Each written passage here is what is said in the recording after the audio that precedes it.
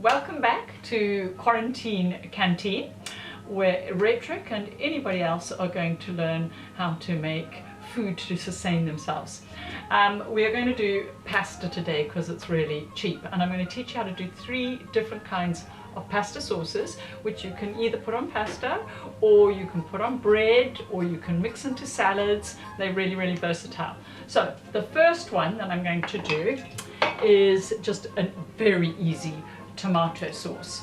So glug of olive oil into a pan, and 2 tubs, you don't have to do 2 tubs, you could do 1 if you've not that many, 2 tubs of little baby tomatoes, because you don't have to take the skin off, and a tin of canned tomatoes. You can just make it with canned tomatoes. I'm going to show you an easy way of doing garlic. Okay, get a clove of garlic, don't even take the skin off, why bother.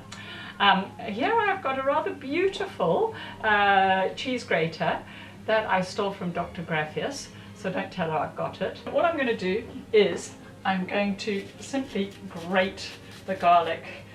Grate, grate, grate, and give that a bang and a scrape. Let that bubble up for a bit. A good pinch of salt, some pepper. Once you've sort of got a caramelization on the outer skins, it's ready to go. Can you see? It's bubbling and popping. Then you get your can and pop it open. Get it out. Oh, and then with the can, put some cold water in. Put that on top. Smush up the canned ones. I don't know about you, but I like a little bit of chili. Now that's optional. I've got chili flakes here, so just a pinch of chili flakes. Okay, pop the lid on and just let it bubble away until it reduces down into a lovely sticky tomato sauce. While the tomato sauce is bubbling away and reducing down into a lovely, thick, delicious, rich tomato sauce, I'm going to show you how to make pea pesto. I have boiled up a bag of frozen petit pois.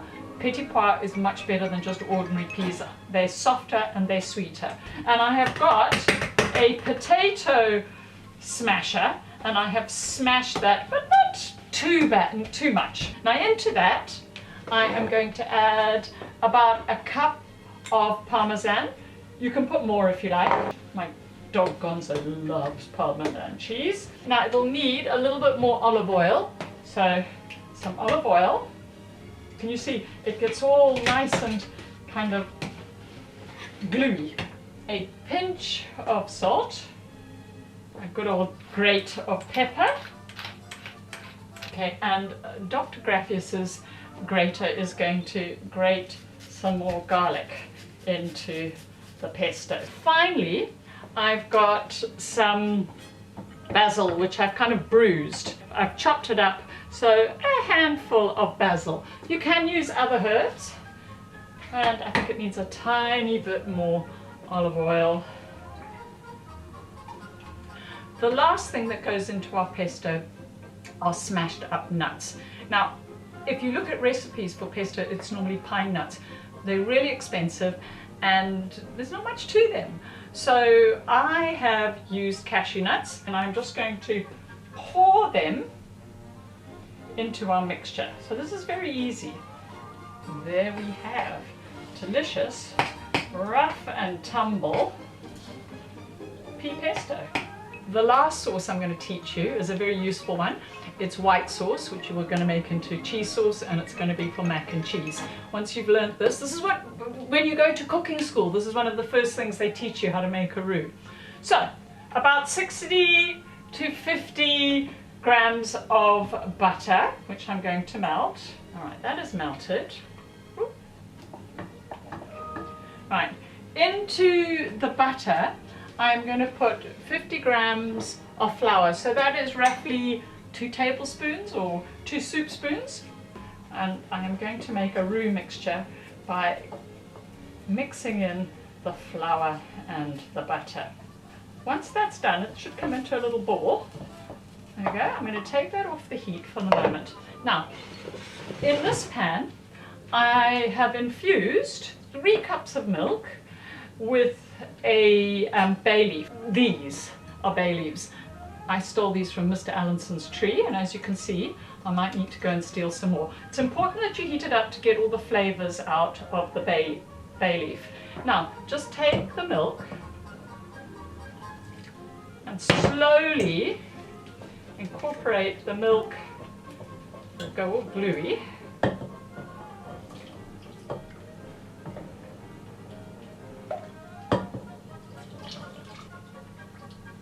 Once it's all mixed in, put it back onto the heat and turn it to about 4.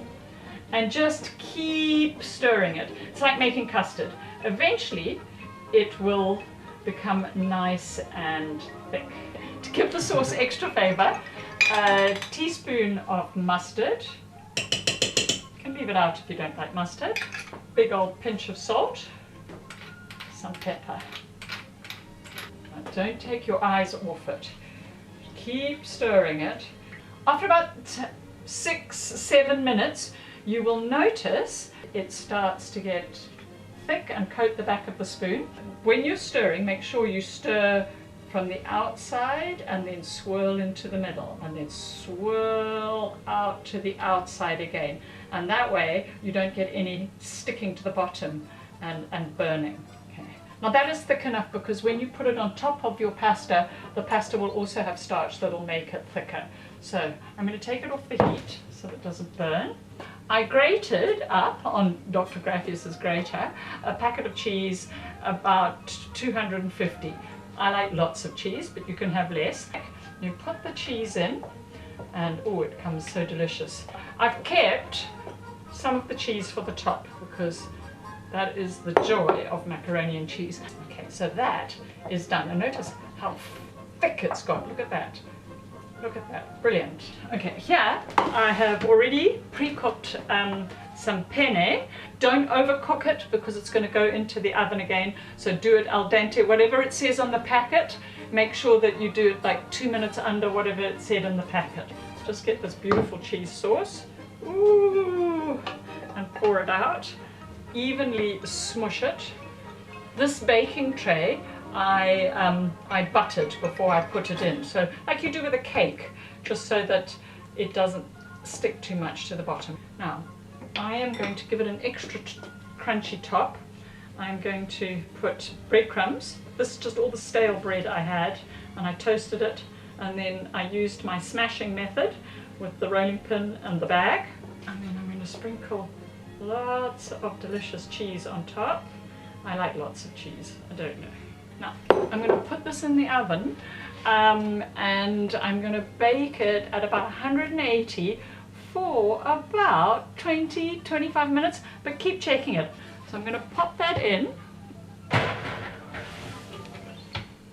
Okay, it's been 20 minutes. I'm going to see what our mac and cheese looks like. Oh, have a look at that. Okay, so we've got delicious mac and cheese, which we're going to have for supper tonight. We have got the pea pesto, which I'm going to put in a container and keep in the fridge for another day. We have got this delicious tomato sauce. Can you see how it's really reduced? You could make a pizza with it, you can put it on pasta, you could put it on toast. So pesto, mac and cheese, and tomato sauce.